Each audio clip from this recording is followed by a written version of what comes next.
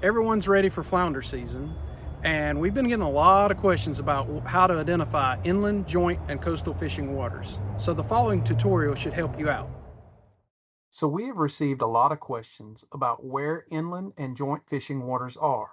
If you will go to our website, ncwildlife.org, and go to the fishing section and look where to fish in North Carolina, that will bring you to a page and you will see a link to the fishing access map. And if you click on that link, it will take you to a map of the state of North Carolina with a lot of dots on it.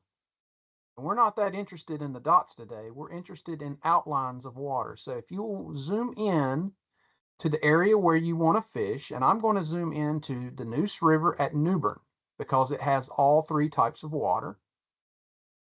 And you'll see here we have blue outlined water, red outlined water, and water that has no outlines at all.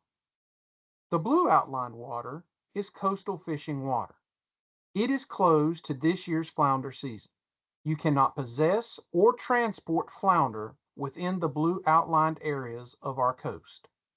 The red outlined water is joint fishing water, and it is open to the flounder season this year. And finally, the non-outlined water is inland fishing water, and so it is open also to the flounder season.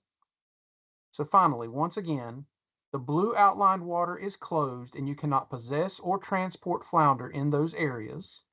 The red and non-outlined areas are joint and inland waters, and you can possess flounder during the flounder season dates of September 1st, 2nd, 7th, and 8th. So just a reminder, the flounder fishing season in inland and joint fishing waters will be September 1st, 2nd, 7th, and 8th. The minimum size limit will be 15 inches, and the daily creel limit is 1 fish per person per day. If you have any further questions, email us at twobaldbiologists@ncwildlife.org. Tight lines, everyone.